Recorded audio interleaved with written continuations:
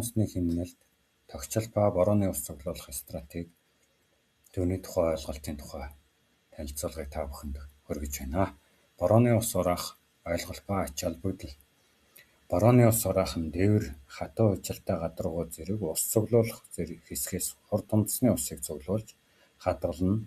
Дараа нь ундны ус зориултээр бус ашиглаж тогтвортой менежментийн арга байдаг. Хураасан усыг дараах зүйлсүүдэд ашиглаж болдог. Цэцэрлэгт хүрээлэнгийн усалгаа, угаалгын машины угаалга, жорлон угаах, талбайн цэвэрлэгээ зэрэгт ашиглаж болдог. Ингэсний үндсэн ашиг тус нь зэнгэг усны хэрэгцээг бууруулна, цэвэр усны нөөцийг хамгаална, урсцыг басгана, үер, илэгдлээс сэргийлдэг, ус хэмнэлт нь нэмэгдэнэ. Дан гачхийн үед нөөц болно, усны төлбөр буурна, айл өрөх байгууллагын зардал хэмнэгддэг, усны чанарын хамгаалалт бохирдлыг гол руу орохоос сэргийлж байдаг. Австрали улсын жишээ байна. 40% хүртэл зэнгэг усны нөөцийг хэрэглээг бууруулдаг байна. Судалгаагаар борооны өрхөд усны хэрэглээгээр эрс багасгах хотын дэд бүтцэд бодит эерэг нөлөө үзүүлжээ. Энэхүү борооны ус цуглуулах арга хэмжээг авахад бэрхшээлүүд мэдээж тулгардаг. Анхны хөрөнгө оруулалтын зардал гардаг, тогтмол засвар үйлчилгээ шаардлагатай болдог, усны чанарын эрсдэл нөхцөл байдал байдаг, хурд унтсны хувьсамтгай байдал мөн нөлөөлж байдаг. Борооны ус цуглуулах системийн бүрэлдэхүүн хэсэг маань ус цуглуулах гадаргуу нь мэдээж дээвэр, хатуу ужиртай зам талбай зэрэг байдаг. Зөвлөмж металл дээвэр нь удаан эдлгээтэй, бохирдолд тэсвэртэй тул ус цуглуулахад хамгийн тохиромжтой байдаг. Сувг ба ус зайлуулах. Дээврийн ирэмгийн сувг усны хүлээн авах хэсэг болж өгнө. Усыг зайлуулах хоолой сав руу чиглүүлдэг мэдээж хэсгүүд байдаг. Гуравт нь хадгалах сав, бетонын сав, ганц сав, болитлын сав гэсэн сонголтуудыг хийж болдог. Нэмэлт бүрэлдэхүүн хэсгүүдийг мөн суйрлуулах шаардлагатай болно. Анхны ус зайлуулагч, холих хавхлаг, шигшүүр шүүлтүүр, ноцоос ба хоолой зэргүүдийг мөн нэмэлтээр суйрлуулж өгөх нь мөн үр дүнтэй байдаг.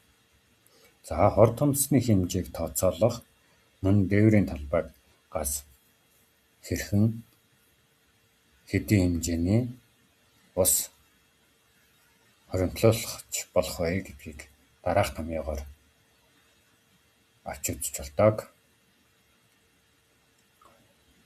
Хураасан ус тэнцвэр дээврийн талбай метр квадратыг оруулаад хурд унтсны хэмжээг оруулаад үр ашгийн коэффициентийг 0.8-аар тооцдог.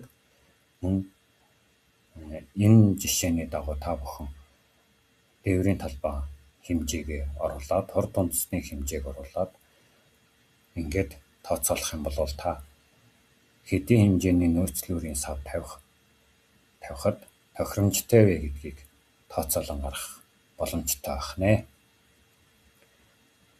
Савны материал ба загварын шийдэл.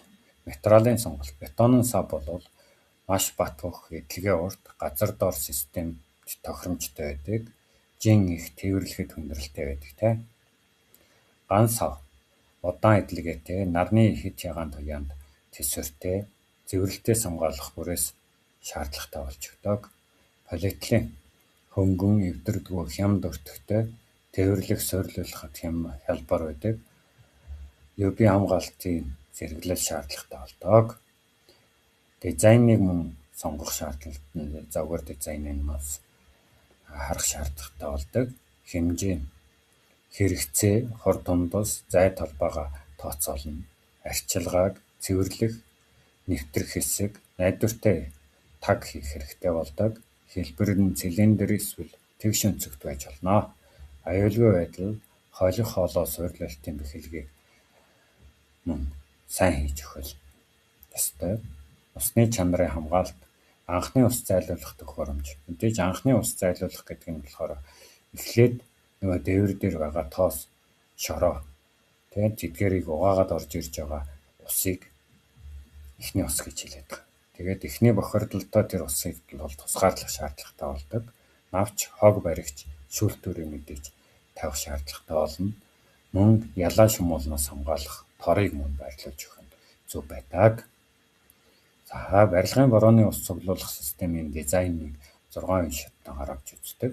Усны хэрэгцээ, өдөр тутмын болон сарын нийт хэрэгцээг тодорхойлох шаардлагатай. Дээврийн үнэлгээ, дээврийн талбай хэмжээ болон материалыг үнэлдэг. Хур дундас, дундаж хур дундас ба улирлын хэлбэлцлийг тооцоолно. Савны хэмжээг цуглуулах ус ба хэрэглээнд тохируулан саваа сонгох шаардлагатай болдог. Цэвэршүүлэлт, шүүлтүүр болон цэвэршүүлэлтийн системийг сонгох шаардлагатай. Инженеринг мөн хийх ёстой. Ноцоос, диаметр, налууг тооцоолох шаардлагатай болдог.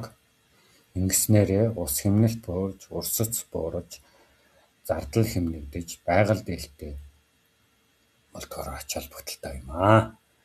Анхны ус зайлуулах төхөөрөмж ба дээвэр угаагч. Анхны ус зайлуулах төхөөрөмж эхний бохир усын салгана усны чанарыг сайжруулна, сав хоолойн богдлолоос сэргийлнэ, засвар үйлчилгээний давтамжийг бууруулж байдаг. Дээвэр угаагч систем. Дээврийн гадаргууг хог тоосыг зайлуулна, сав руу орох бохирдлыг бууруулна, ноцоос шүүлтүүрийн хамгаалалт болно, доод урсгалын эд ангийг хамгаалдаг. Хослуулын хэрэглэгчний давуу тал нь усны чанарыг сайжруулдаг, засвар үйлчилгээ бага байдаг, найдвартай байдал, бөглөрөл эвдрэлгүй болдог. Энэ хоёр аргыг, техникийг хослуулан ашиглах нь илүү үр дүнтэй, сайн байдаг. Тэр тусмаа Монголын уур амьсгал шиг дөрвөн улирлалтай тоос тортог ихтэй, шороо ихтэй нөхцөлд бол энэ хоёрыг хослуулан ашиглах нь зөв байдаг. Тогтвортой усны шийдэл. Үндсэн ач холбогдол бол усны хэмнэлтийг бий болгодог. Дэд үтцийн хувьд хотын нөгөө үерийн асуудлыг шийднэ. Зардал хэмнэн урт хугацаанд эдийн засгийн үр ашигтай өгөөжийг нэмэгдүүлж чаддаг. Хэрэгжүүлэх түлхүүрүүд нь зөв тооцоолол шаардлагатай болно. Тохирох савыг сонгох шаардлагатай. Усны чанар нь мэдээж хяналт тавих ёстой. Тогтмол арчилгааг мөн хийж явах ёстой болдог. За ингээд дараагийн алхам бол системтэй төлөвлөж эхлэх ёстой. Жижиг хэмжээнээс эхлэх ёстой тийм ээ. Талбайхаа нэг хэсэг газраас нь ч гэсэн энэхүү аргыг тооцооллыг хийгээд тийм ээ. Усаа хоригдлуулж үзэх шаардлагатай байх нэ. За анхаарал тавьсан та бүхэнд баярлалаа.